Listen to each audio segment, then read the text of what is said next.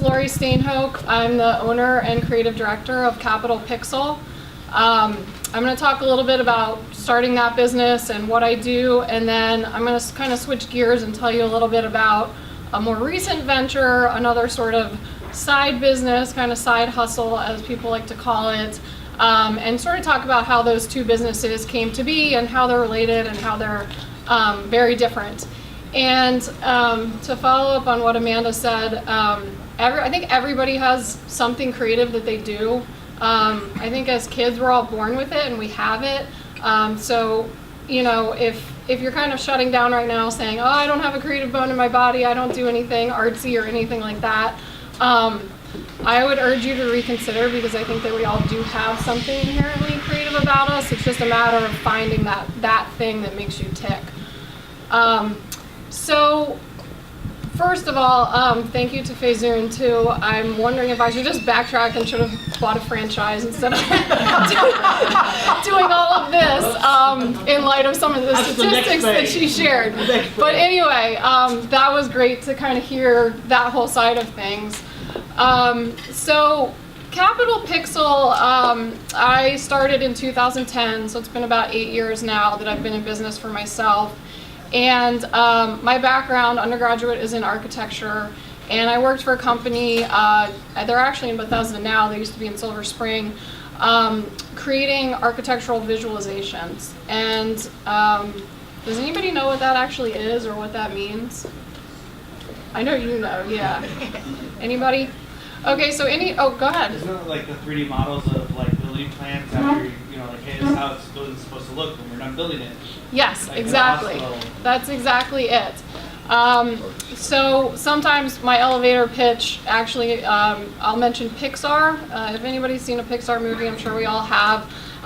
That's a completely 3D and CG computer generated world. So none of that exists in real life, but all the art is created out of 3D models. So what I do is exactly what this gentleman said, and kind of like Pixar, instead of creating characters or cartoon worlds, I'm helping to sort of depict, you know, an architectural space or a master plan for a city, or you know, any sort of scale imagery that can help show what a space would look like before it's built. And this can help in sort of a myriad of ways. I work with architects, I work with real estate developers, property owners, so I want to talk to you in a couple of years.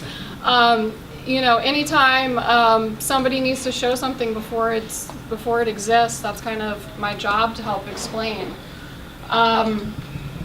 Some of the images you see here, I don't know if anybody's been down to the Anthem, down at the wharf. It's a new concert venue that just opened.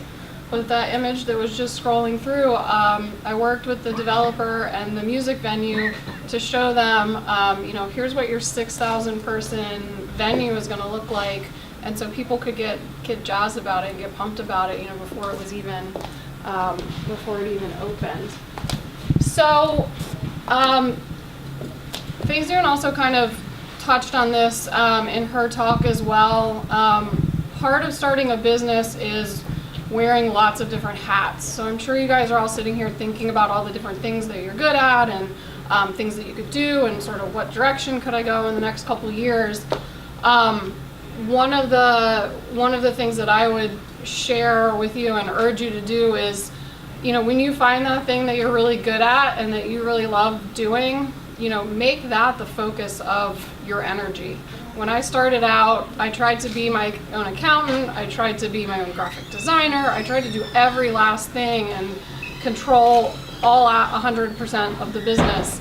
And there was a point where I made me start to burn out, essentially, because you can't do all of those things well. So, you know, look around the room, this is your network, you know, think of who you know that can help you with those things, and also don't be afraid to reach out. You know, if you have to pay someone $100 a month to help you with your taxes, in the long run, the time spent and the agony spent over figuring out how to do that yourself, you can spend making your business or making your venture better.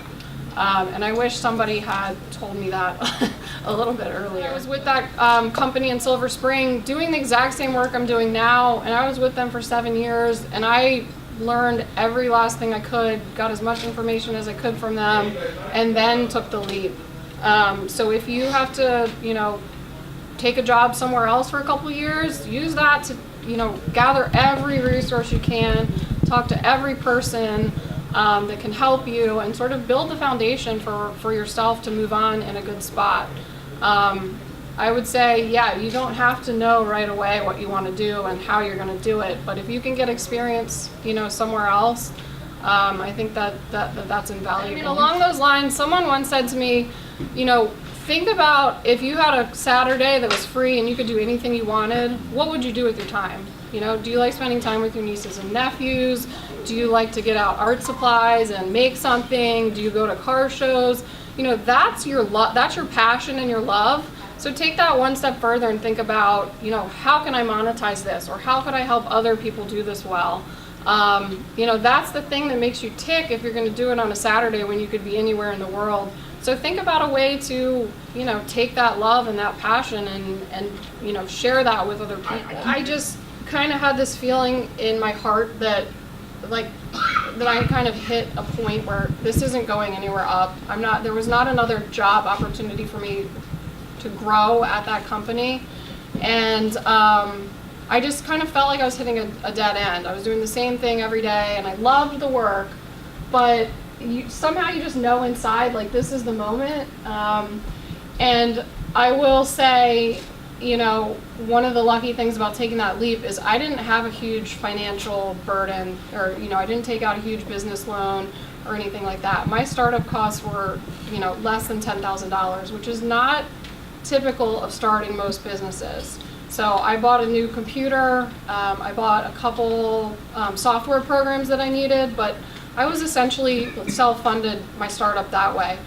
So when I'm talking about some of my experiences here, this would have been totally different if I, needed $30,000, $50,000, $75,000 to kind of get a business off the ground. So one of the lucky things is that I was able to kind of start up with very small set of assets and grow from there. Taking the leap to kind of go out on my own would have just been a slower process if there was more startup capital involved or more funding. If you have to get a business loan or ask for family or friends for money, it just takes longer, and you've got to have that confidence and you've got to have that passion. But that, going back to what Bob was saying, if you have that drive and you love what you're doing, you will stop at nothing to make it happen. For me, everything has been word of mouth. I have never done any advertising on Google or any sort of outside advertising. To kind of follow up on both of those questions, while I was at my old company, I built up, a set of, I shouldn't say clients because they were clients of the business I was at, and it's not like I was taking them away, but I sort of built up a name working there so that people in this kind of small niche industry started to know who I was, and that I would deliver quality work there. And so when I left, I kind of sent out an email and just said, hey guys, I've started this thing, I'm here, give me a call. The first 6 months to a year were slow. I had no idea week to week whether I was going to have another job or not, and there was a lot of sort of questions up in the air as to how I was going to bring in new work. But it was sort of a slow and methodical build-up. I would get 1 or 2 clients a month and deliver a successful project for them, and they would return. And then that person would talk to somebody else and say, oh, hey, Lori did this amazing thing for me, you should call her up.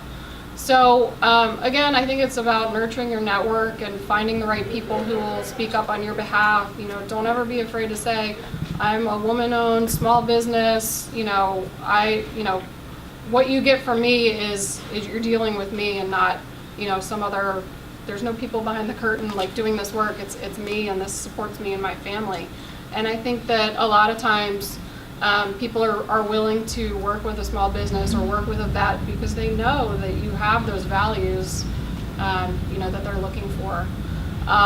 So I think to answer that question, I think it depends a lot on sort of what line of work you're in. But I think that if you're really committed to delivering quality and consistency, word of mouth is your best friend. Like, people will always come back to you and will always seek you out if they know that you've delivered something of high quality to them in the past, they'll recommend you in a heartbeat. I spend a lot of my days making 3D models of chandeliers and lamps and that building in Southeast DC.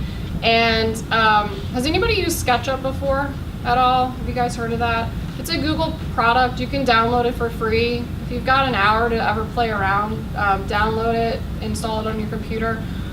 It allows you to create 3D models. So, start with a cube or try and model a room in your house. It's really cool. But, I went from making these huge, complex architectural models into making 3D models of jewelry.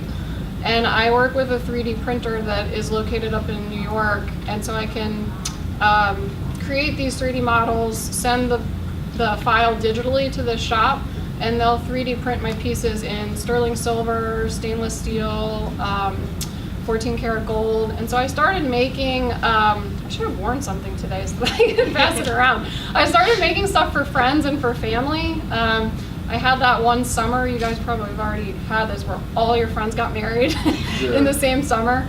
And instead of buying gifts for, off of registries for people, I started making pieces of jewelry that were maybe based on their wedding invitation, if they had a certain leaf or some sort of floral or like letter design.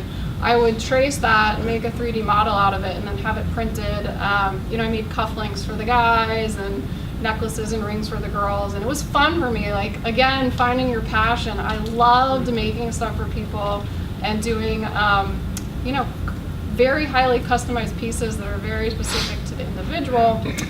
And the more I was making those for friends and family, again, people started seeking me out because they said, "Oh, I saw you made those cufflinks for so-and-so. Like, I want a pair too. How do I get some?" So I started taking more custom orders here and there, and found that I loved it because it's a much more creative outlet, where here, an architect is specifying a lot of very specific information. With the jewelry, I was able to and am able to create and do whatever I want for friends and family. And then it's kind of gotten to a point where it's slightly more than a hobby, but not quite paying the bills. So, over the next couple years, I'm sort of dedicated to growing this jewelry brand. And my website is called Love Lori Michelle. So if you're ever in the market for a little self-promotion here, if you're ever in the market looking for something special for someone, I love to meet people, grab coffee, sit down, talk about how to design custom 3D stuff.